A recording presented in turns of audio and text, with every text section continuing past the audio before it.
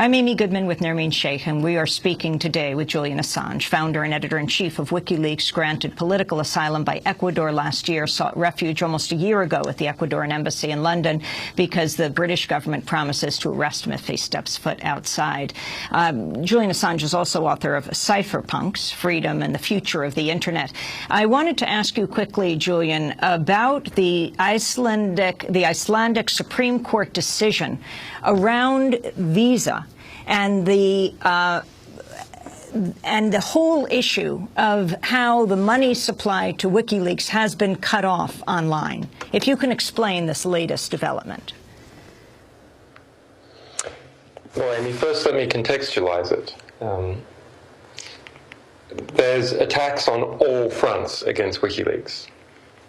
Criminal, reputational, financial, in many different countries. There's also counterattacks that we have been making.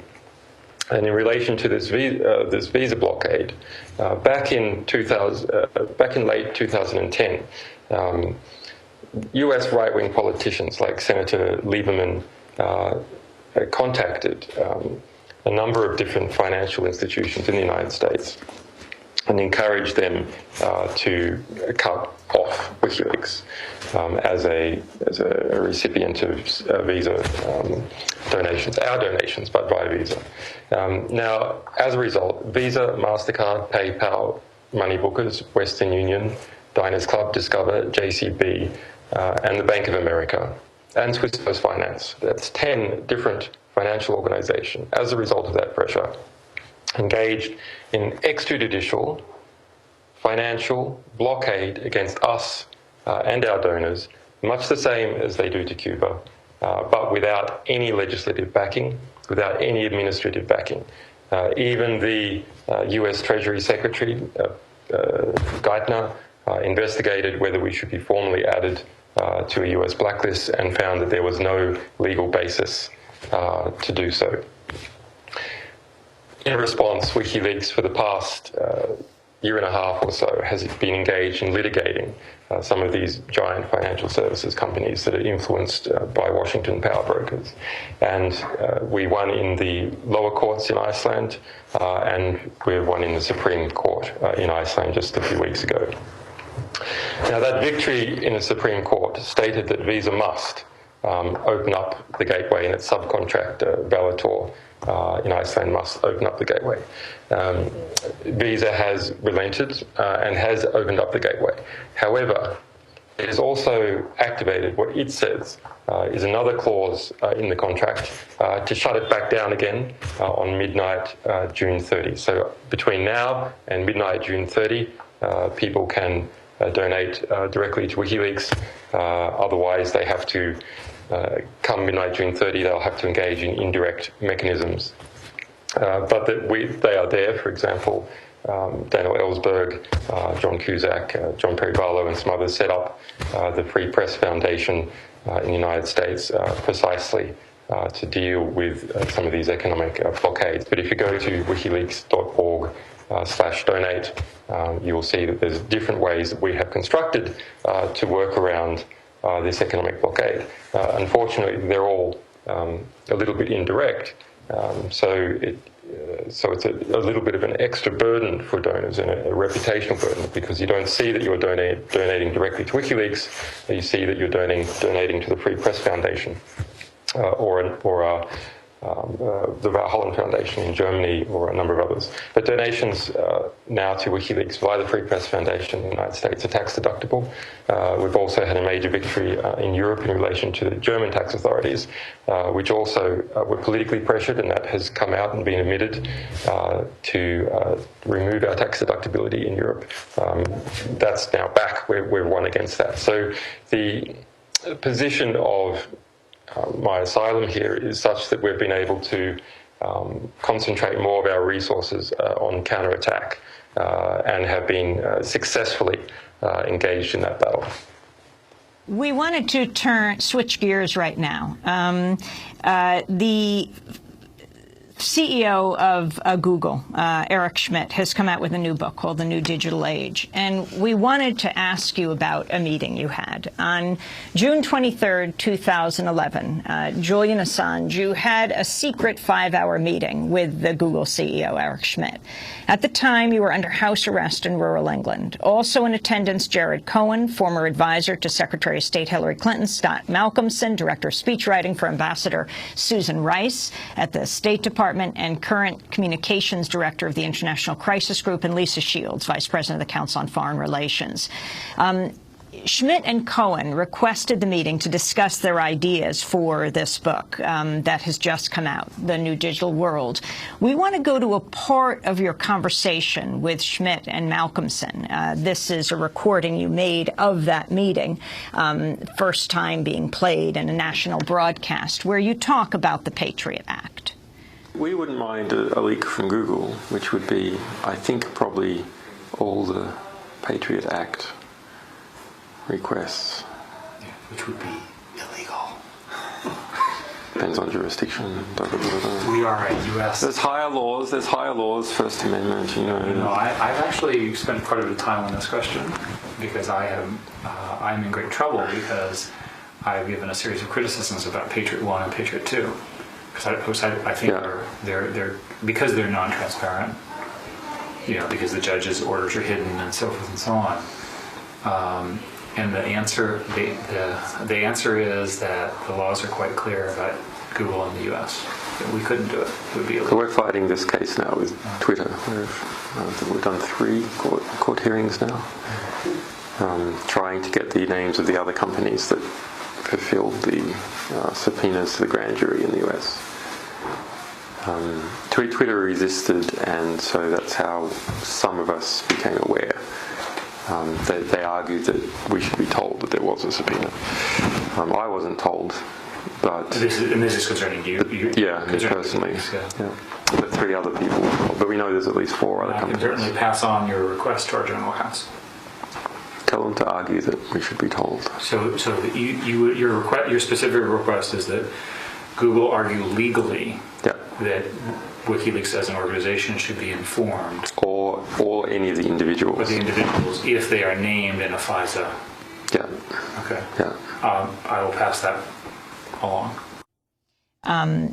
That is a part of this 5-hour conversation that you had with the CEO of Google, Eric Schmidt, and Scott Malcolmson, director of speechwriting for UN Ambassador to Susan Rice. Can you talk about the circumstances of this meeting, how you made this recording, and then talk about the substance of what we just heard? It's quite interesting to speculate as to the surface excuse for the meeting being about a book versus was there another side to it as well. If we look at the way Eric Schmidt and Jared Cohen have been going to North Korea and meeting with some other figures, and how that information very rapidly goes back to the State Department, we know that the results of that meeting with Eric Schmidt and Jared Cohen went very, very quickly back to the top levels of the State Department. They're in some ways becoming informal, deniable foreign ministers for a section of US power. That's a very interesting thing to see Google resting so heavily on the US State Department. I want to turn to an excerpt from the book by Eric Schmidt and Jared Cohen called The New Digital Age, Reshaping the Future of People, Nations and Business. In it, the authors suggest WikiLeaks has endangered lives. They write, quote, "Neither WikiLeaks nor groups like Anonymous are terrorist organizations, although some might claim that hackers who engage in activities like stealing and publishing personal and classified information online might as well be. The information released released on WikiLeaks puts lives at risks and inflicted serious diplomatic damage, end quote. The authors don't cite evidence for their claim, but they do put an asterisk next to the statement saying, quote, at a minimum, platforms like WikiLeaks and hacker collectives that traffic in stolen classified material from governments enable or encourage espionage. Julian Assange, your comments on that quote taken from Eric Schmidt's book? Well, it's absurd. States that engage in espionage want to keep the information that they gain to themselves in order to get competitive knowledge advantage over other states, and also simply to protect their sourcing operations. There's a reason why that claim, like all such claims, remains uncited, because it is false.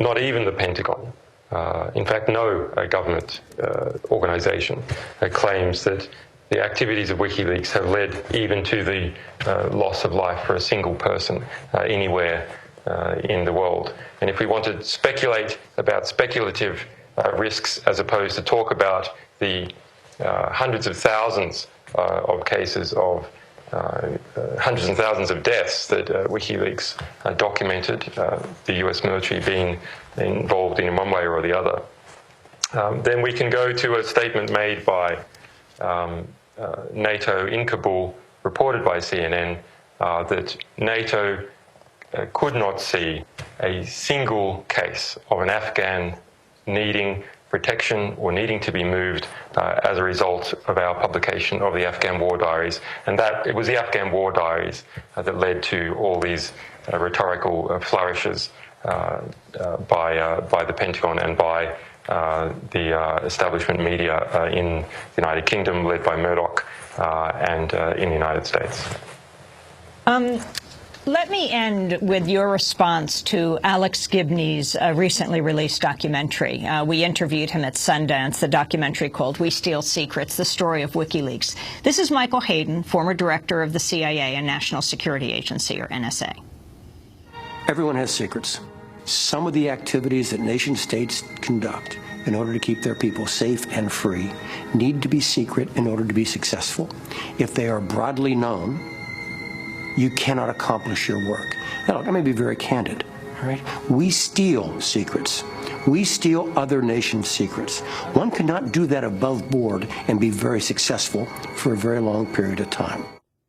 Michael Hayden, former director of CIA and the National Security Agency, or NSA, his statement, We Steal Secrets, the one that Alex Gibney used for the title of his documentary. Your response, Julian Assange, and have you gotten to see this documentary? The claim in the title is simply false. It had spread everywhere, of course, because it's in all the promotional literature. I assume very few people will go actually to see that film, but the promotion has been done by Universal.